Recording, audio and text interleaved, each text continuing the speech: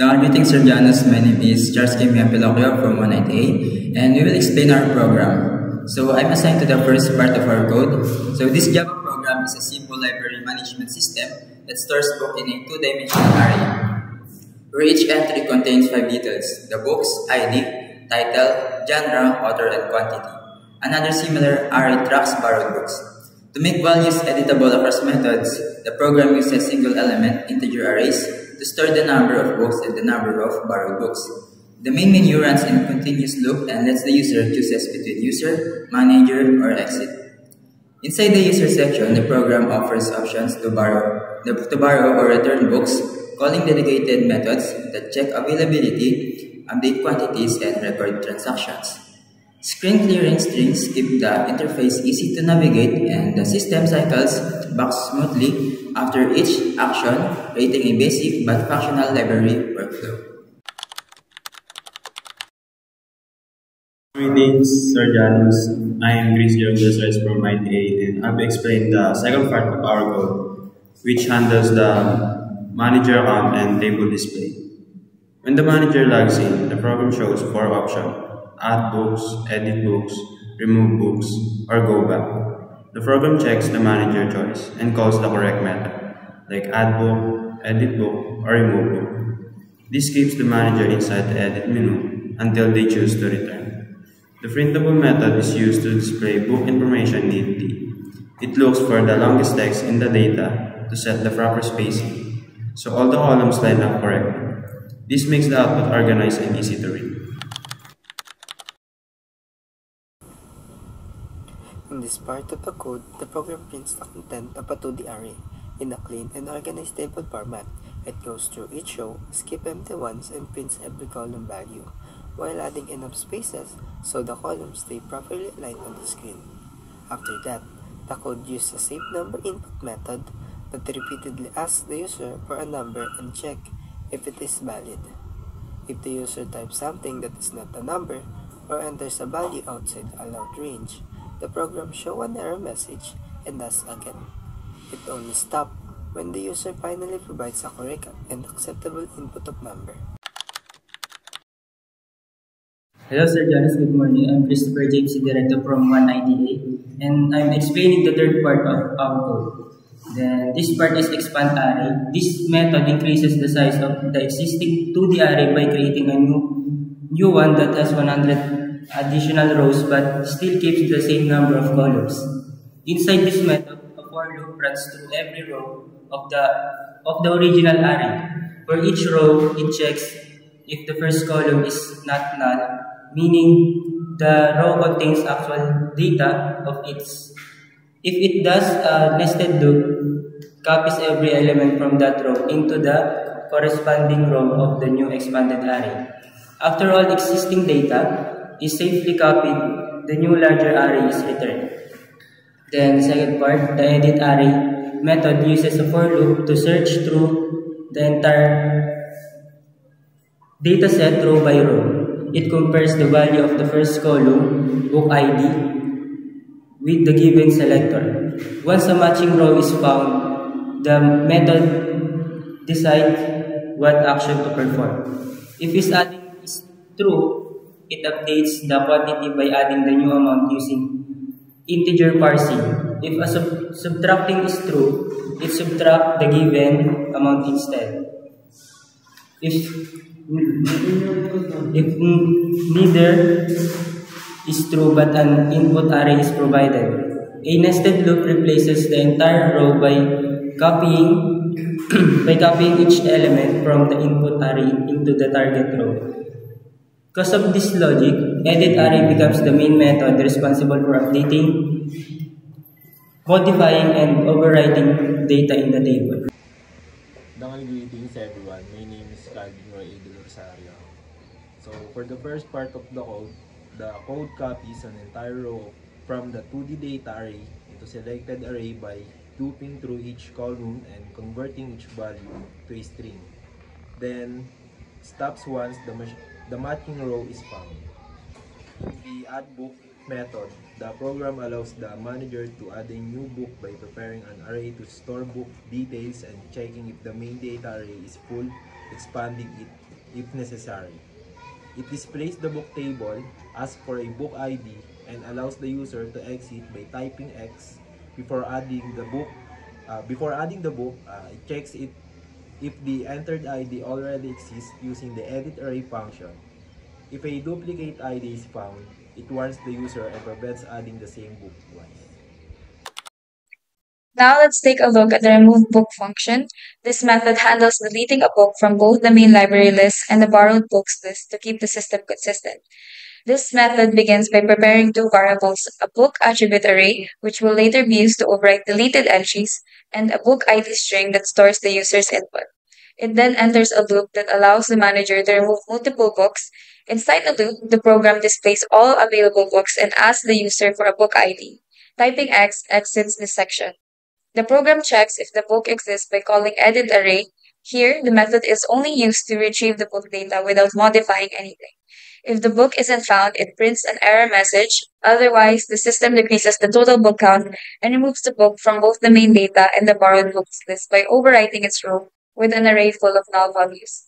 In summary, the remove book method displays the books, verifies the ID, and completely clears the book's data from all relevant storage to ensure accurate record keeping. In the borrow book method, the program begins by preparing a temporary array called book attributes to hold information about the selected book and a book ID string where the user will type the ID of the book they want to borrow. The method then enters a loop that will keep running until the user decides to stop. Inside this loop, the program first checks if the number of borrowed books has exceeded the size of the borrowed data array. If it has, the program automatically expands the array by calling expand array to make room for more borrow records. After that, the program displays a header showing that the user is in the borrow books section. It prints the list of available books using print table data, then prints the list of already borrowed books using print table borrowed data. When both tables are shown, the user is told they can type X to exit. The program then asks the user to enter the book ID of the book they want to borrow. Whatever the user types is stored in book ID. If the user types X, the program breaks out of the loop, ending the borrow process. Greetings everyone, I'm Raven Ibesira and I am here to explain the return book method that is present on our program. This method handles the returning of borrowed books in a library system. It allows users to input a book ID, specify how many copies they are returning, and updates both the borrower records and the main inventory accordingly. Its core workflow is to display all current borrowed books, prompts the user to enter a book ID or exit, validates if the book exists in the borrower's record, asks how many copies are being returned. It updates the borrower's record, reducing the quantity or removing the entry. If all are returned, it also updates the main inventory, increasing the available quantity. It also decreases the total borrowed book count if the borrower returns all copies.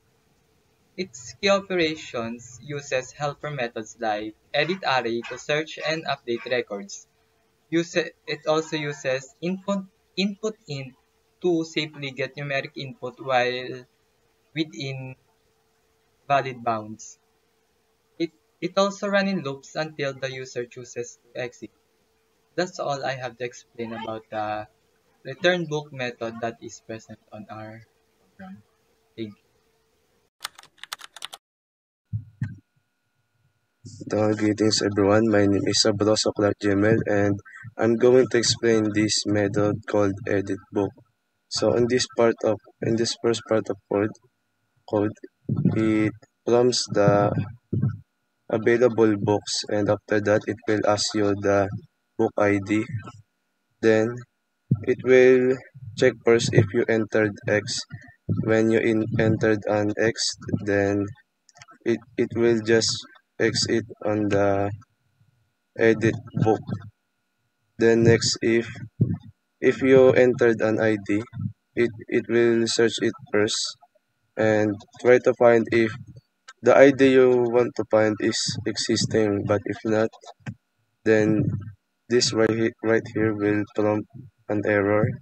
Then it will repeat the the asking ID. Then next, if the book ID is already existing, then it will go you to this that lets you that let you choose what book attributes you want to edit. So when you entered one, then the program will go on to this. Then it will ask you an ID.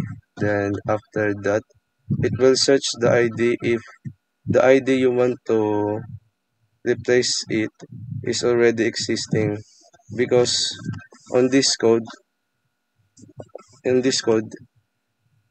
we the on this code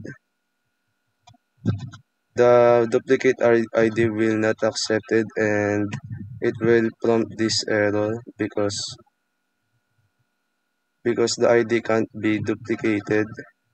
But if not, then it will break the loop. Then next thing is when you edit this attribute like title, genre, and author, then you can enter anything, and this right here will just replace the value of the array in the data. But when you select the 5, which is you want to edit the quantity, then it will ask it will run this method called input int, which lets you enter a number only and also have a range. But if you enter something like -1 or beyond this number, then it will prompt an error. And also if you enter an invalid format of a number, then it will also prompt an error. So that's all for the method, and see you next. Greetings, Sir Janus. I am Moses Pantonia, and I'll be the one to explain the return book process of our program.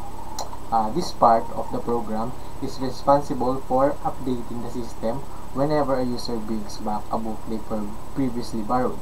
It checks how many copies the user wants to return, adjusts the borrowed list, and restores the returned books to the library's inventory. This ensures that both the borrower records and the library stock stay accurate and up to date.